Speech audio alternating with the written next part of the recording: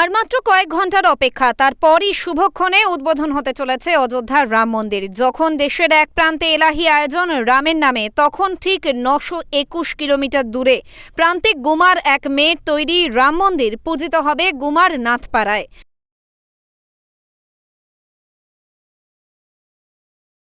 আমরা তো রাম মন্দিরের অযোধ্যায় তো যেতে পারবো না, তাই মেয়ে হাতে করে যেটা তৈরি করেছে আমরা সেইটাই দেখেই অনেকটা গর্বিত। তাই সবাই আসতে যাচ্ছে, দেখছে, সবাই ভালো বলছে। আমার এখানেই সবচেয়ে গর্বিত হচ্ছি। ইচ্ছা তো আছে যাওয়ার, কিন্তু সেই সামর্থ্য আমাদের তো আর নেই যে আমরা অযোধ্যায় যে রাম মন্দির দেখতে যাবো। মেয়ে হাতে করে করেছে, এটাই সবচেয়ে খুশি হয়ে এটা নিয়ে আমি সবসময় থাকতে চাই।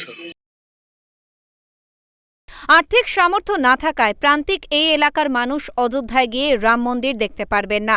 সেই চিন্তাভাবনা থেকেই নাথপাড়ার মেয়ে প্রিয়া নাথ থার্মোকল দিয়ে বানিয়ে ফেলেছেন একটি হুবহু রাম মন্দির। এখন এলাকার মানুষজন প্রিয়ার তৈরি রাম মন্দির দেখতেই ভিড় জমাচ্ছেন নাথবাড়িতে।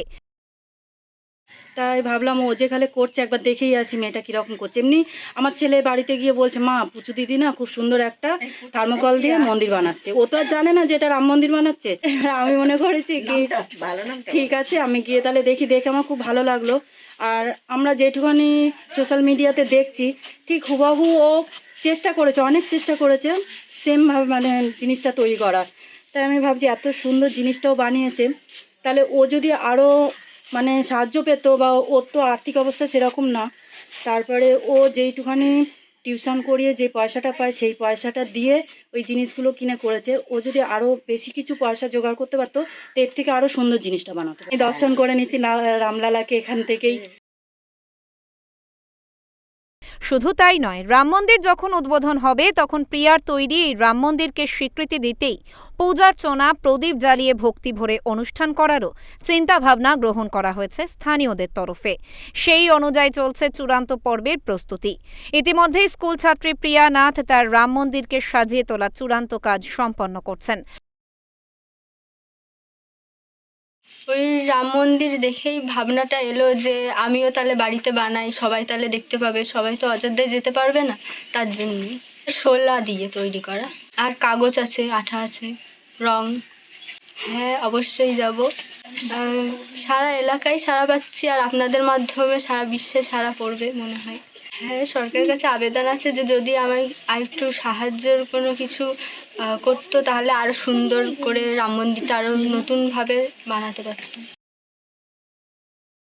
ছোটবেলা থেকেই হাতের কাজে পারদর্শী প্রিয়া কিছু না কিছু তৈরি করেই থাকেন।